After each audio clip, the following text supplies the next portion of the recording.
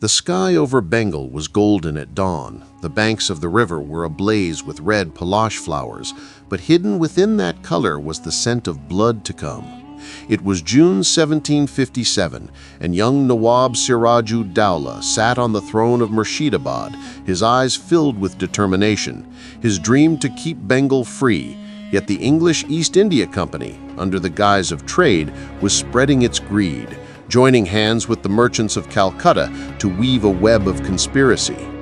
Mir Jafar, once the Nawab's trusted general, now burned with the desire to be king, while an English officer named Robert Clive smiled from afar, knowing that with money he could win the war before it even began.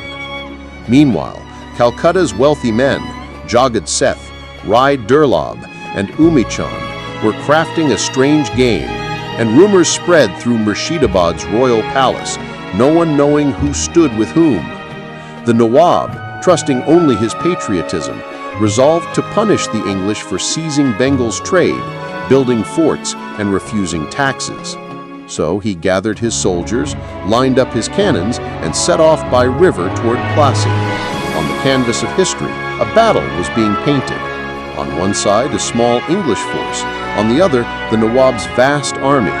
But strength is not always measured by numbers.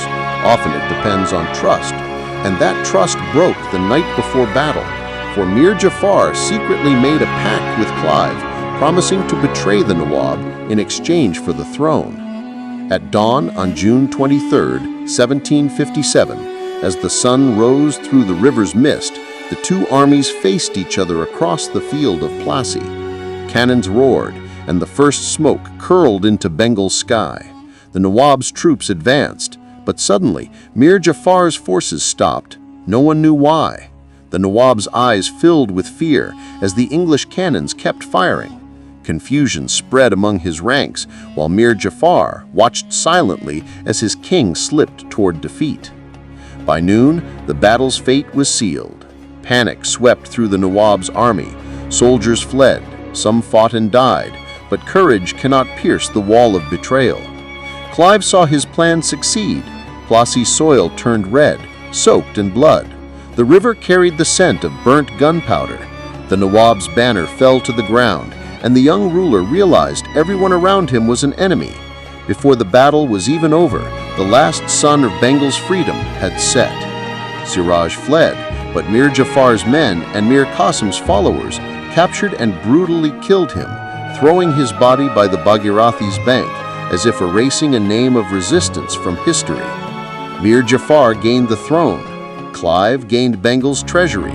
The company gained the key to India, and Bengal lost its pride and independence. From Calcutta to London they celebrated, but over Murshidabad fell a silence so deep even the wind mourned. History wrote that from this day began India's slavery.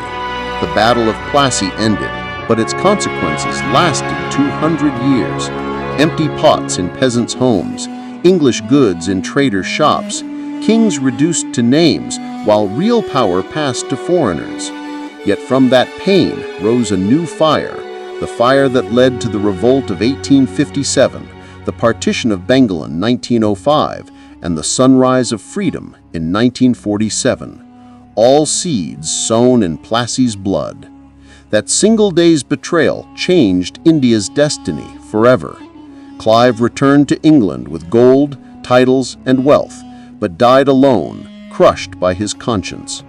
Mir Jafar spent his last days in disgrace, hated by all, for no one inherits the legacy of treachery. But Siraj ud-Daulah's name lived on in ballads, poetry, and history as a symbol of dignity lost but never surrendered. The Battle of Plassey was not just a battle, it was a lesson for a nation, where the fire of betrayal burned the first sun of freedom, yet from those ashes one day rose the dawn of independence.